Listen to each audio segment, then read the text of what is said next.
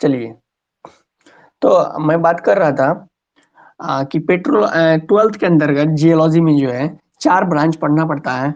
First जो है petrology है, दूसरा जो है आपका शैल विज्ञान है। क्या है दूसरा? शैल विज्ञान, सॉरी, हिंदी में जो है इसे शैल विज्ञान कहा जाता है और अंग्रेजी में इसे पेट्रोलॉजी कहा जाता है। दूसरे ब्रांच की अगर बात करूं तो इसमें जो है पैलेंटोलॉजी को पढ़ा जाता है। पैलेंटोलॉजी, पैलेंटोलॉजी है ना। हिंदी में से जो है आपका जीवाश्म विज्ञान कहा जाता है। जीवाश्म विज्ञान, जीवाश्म विज्ञान कहा जाता है। तीसरा जो ब्रांच है वो है आपका इकोनॉमिक जियोलॉजी। इकोनॉमिक जियोलॉजी यानी इसे जो है हिंदी में आर्थिक भूविज्ञान कहा जाता है। क्या कहा जाता है? आर्थिक भूविज्ञान कहा जाता है। समझ पा रहे हैं? और चौथा जो ब्रांच है वो स्ट्रैटिग्राफी। स्ट्रैटिग्राफी हिंदी में से जो है स्तरित शैल विज्ञान कहा जाता है। स्तरित शैल विज्ञान कहा जाता है ना। क्या कहा जाता है? स्तरित शैल विज्ञान। तो इसका मतलब जो है हमारा जो क्लास है आपका, जैसे कि हम देख पा रहे हैं कि 12th में क्या क्या क्या पढ़ना पड़ता है? Petrology, palaeontology, economic geology and stratigraphy. Hindi में बात करूं तो शैल विज्ञान, जीवाश्म विज्ञान, आर्थिक भूविज्ञान एंड स्तरित शैल विज्ञान, है ना। फिर जो है प्रत्येक ब्रांच को हम एक एक वर्ड आपको समझाएंगे ताकि कोई भी कंफ्यूज ना हो आप, है ना। तो इस 4 ब्रांच मिला के जो है आपका 70 मार्क्स का थ्योरी होगा और 30 नंबर का प्रैक्टिकल होगा, है ना। तो अब जो है आपका इस बार थोड़ा सा परीक्षा पैटर्न जो है बदला है। तो जैसे कि आपको पता है कि न्यू एग्जाम पैटर्न जो आया है,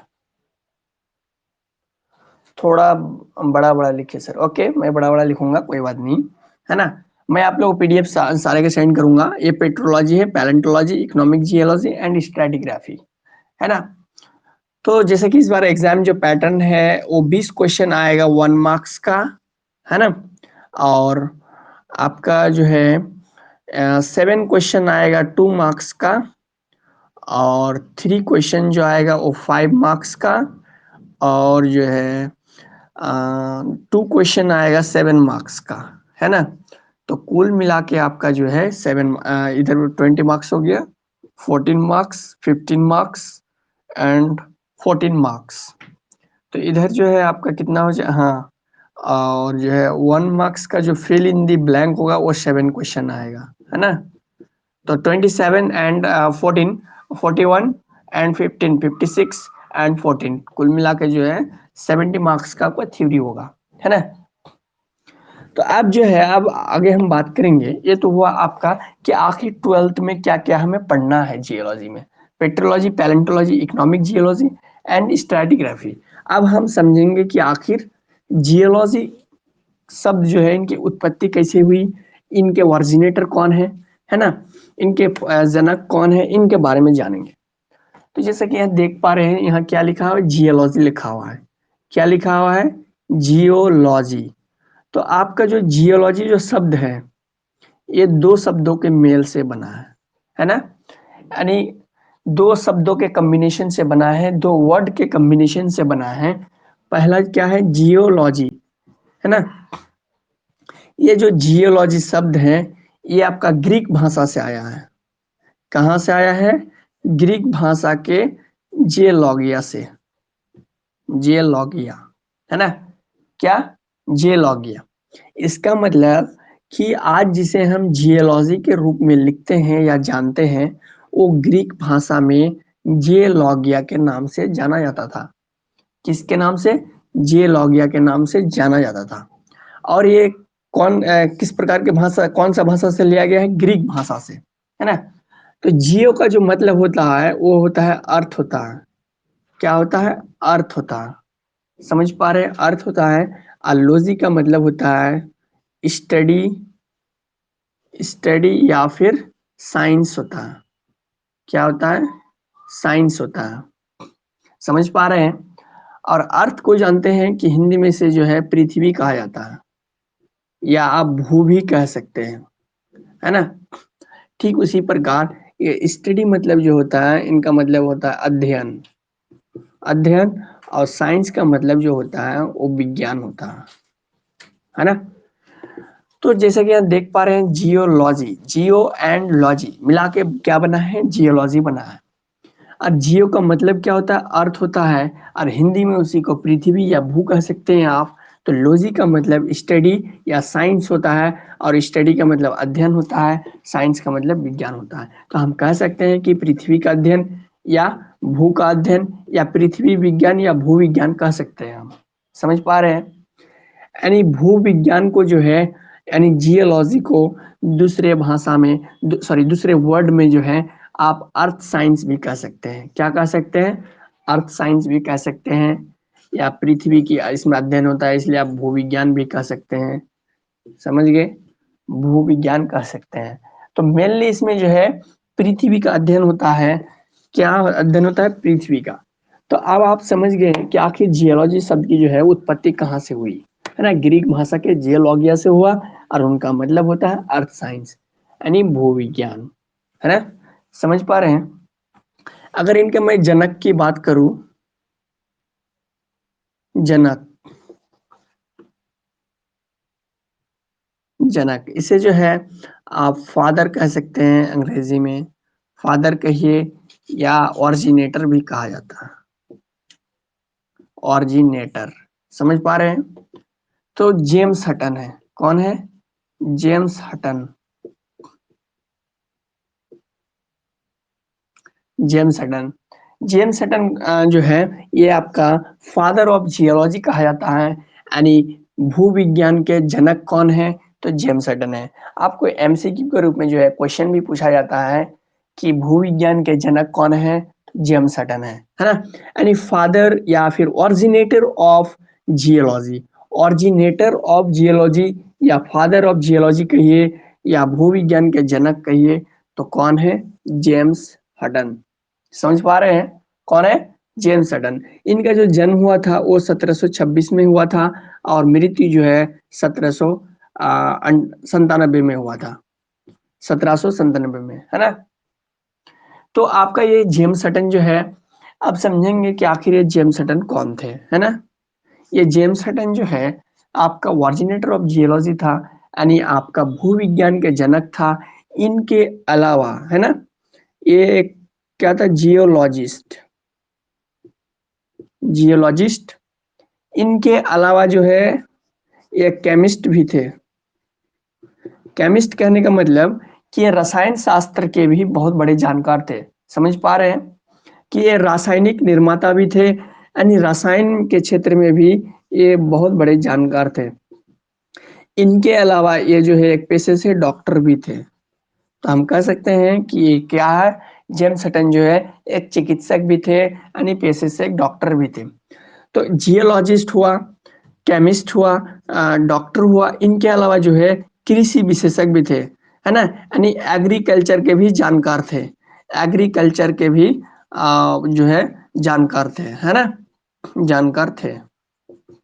तो आप देख सकते हैं कि आखिर ये जेम्स हटन जो है एक भूविज्ञान के तो ओरिजिनेटर हुए ही, इनके अलावा वो केमिस्ट्री के क्षेत्र में भी बहुत बड़े विद्वान थे, डॉक्टर भी थे, और कृषि विशेषज्ञ भी थे, है ना।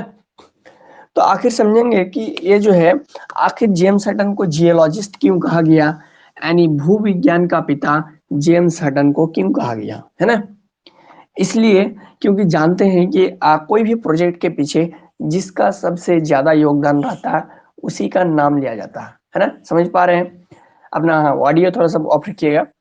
तो कोई भी प्रोजेक्ट के पीछे जिस व्यक्ति का अधिक रोल रहता है, तो उसका क्या होता है कि उसे जो है उस प्रोजेक्ट का जो है ऑरिजिनेटर मान लिया जाता है ना। रोहित भाई अपना ऑडियो जो है आप ऑफ रखिए। रोहित भाई अपना ऑडियो आप ऑफ कर लीजिए।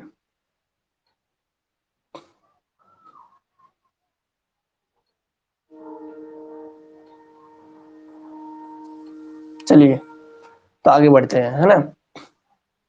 तो अब जो है जैसे कि ये देख पा रहे हैं कि अर्थ साइंस है, तो इसलिए कहा जाता है कि पृथ्वी, पृथ्वी से संबंधित, है ना, पृथ्वी के चट्टानों से संबंधित, पृथ्वी के चट्टानों से संबंधित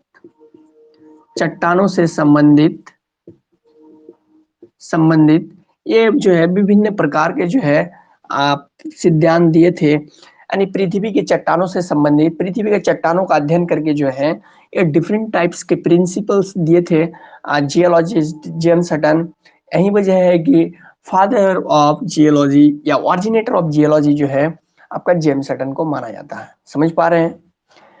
तो इसमें जो है हम लोग अगर अध्ययन क्षेत्र की बात करें जियोलॉजी में, तो इसमें मेनली है कि पृथ्वी पृथ्वी की उत्पत्ति कैसे हुई, है ना? पृथ्वी की उत्पत्ति कैसे हुई, इनका अध्ययन जो है जियोलॉजी में ही किया जाता है। पृथ्वी की आयु कितनी है, पृथ्वी की आयु कितनी है, इनका भी अध्ययन इस जियोलॉजी में किया जाता है। इसके अलावा जो है पृथ्वी के आंतरिक भाग में किस प्रकार के हलचल हो रही है, उनका अध्ययन किया जाता है। पृथ्वी के बाहरी भाग में किस प्रकार की हलचल हो रही है, इन सारे चीजों का अध्ययन जियोलॉजी में ही किया जाता है। आंतरिक हलचल या फिर बाहरी हलचल कहने का मतलब कि जहां आप खड़े हैं या बैठे हुए हैं, यानी भूसतह। तो भूसतह के अंदर किस प्रकार की हलचल हो रही है ना? और भूसतह के बाहर किस प्रकार की हलचल हो रही है, इन सारी चीजों का अध्ययन इसी जियोलॉजी के अंतर्गत किया जाता है ना? यानी internal part of earth and external part of अर्थ, है ना? किस प्रकार की हलचल हो रही है, सारी चीजों का अध्ययन इस जियोलॉजी के अंतर्गत किया जाता है ना? यानी origin of earth, ages of earth, internal part of earth, external part of earth, इन सारी चीजों में जो है किस प्रकार की जो है घटनाक्रम घट रही है, क्या हलचल हो रही है, इन सारी चीजों का जो स्टडी किया जाता है वो आपका जियोलॉजी के अंदर ही किया जाता है। समझ में आ रहा है? समझ में अगर आ रहा है तो कमेंट बॉक्स में यस लिखिए। रोहित भाई अगर समझ में आ रहा है तो कमेंट बॉक्स में यस लिखिए, फिर जो है मैं क्लास को आगे लेकर बढ़ता हूँ।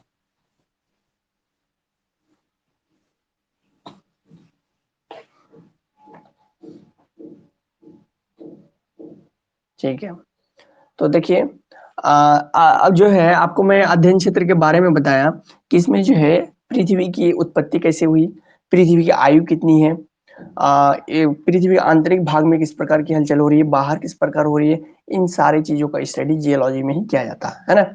तो पृथ्वी की उत्पत्ति कैसे हुई, पृथ्वी की आयु कितनी है, तो इन सारी चीजों का डिटेल्स जो है 11th क्लास के फिजिकल जियोलॉजी के अंतर्गत डिटेल्स में पढ़ा जाता है ना?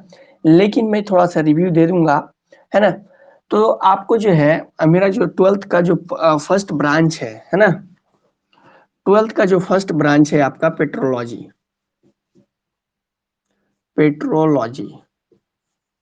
यानी आपका सेल विज्ञान,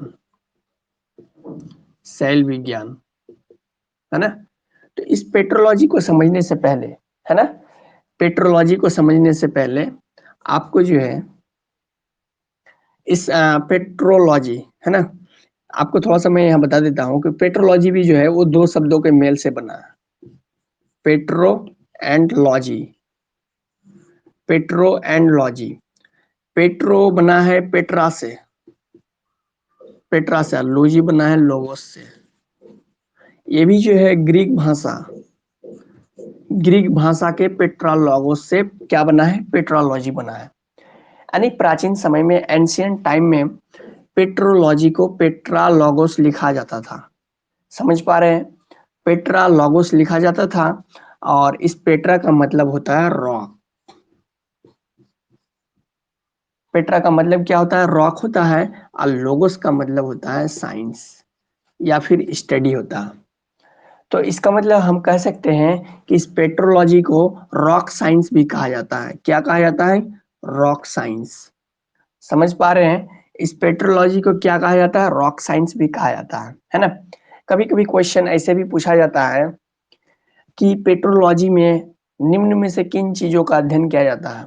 ऑप्शन में दे देगा रॉक दे देगा, बी नंबर में वोल्केनो दे देगा, सी नंबर में अर्थक्वेक देगा, डी नंबर में वोल्केनिक इरप्शन दे देगा, या कुछ अन्य दे देगा। तो सही आंसर आपका क्या हो जाएगा? रॉक हो जाएगा, है ना?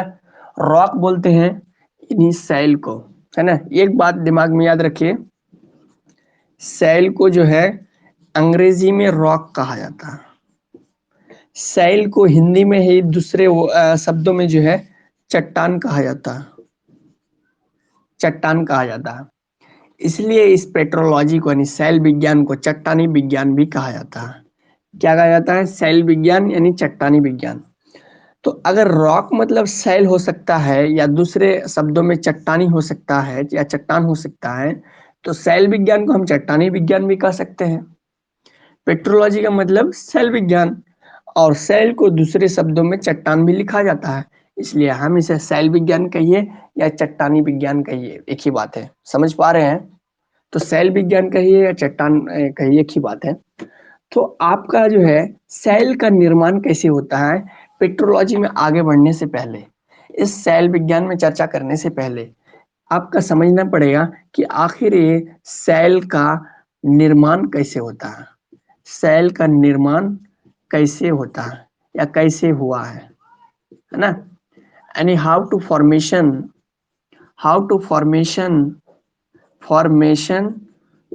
फॉर्मेशन ऑफ रॉक, है ना? तो आपको सेल का निर्माण समझना जरूरी है, यानी how to formation of rock, है ना? How to formation of rock. तो अब जो है आपको इस रॉक का फॉर्मेशन समझने से पहले, है ना, कि आखिर सेल का निर्माण कैसे हुआ, इनको समझने से पहले आपको जो है टेक्टोनिक प्लेट्स के बारे में समझना जरूरी है।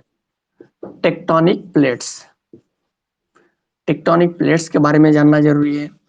आपको अर्थक्वेक के बारे में समझना जरूरी है, अर्थक्वेक के बारे में समझना जरूरी है।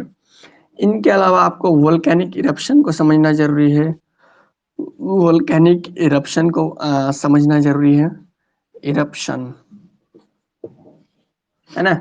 इनके अलावा मैग्मा चेम्बर को समझना जरूरी है, मैग्मा चेम्बर को समझना जरूरी है, मैग्मा के बारे में जानना जरूरी है, या फिर लावा, मैग्मा या लावा के बारे में जानना जरूरी है ना? इनके अलावा आपका जो है इंटरनल पार्ट ऑफ अर्थ को भी समझना जरूरी है, इंटरनल पार्ट ऑफ अर्थ। समझ पा रहे हैं कि आपका सेल का फॉर्मेशन कैसे होता है? मैं पूरा आपको डिटेल्स में पढ़ाऊंगा, एक एक शब्दों को मैं बताऊंगा, है ना?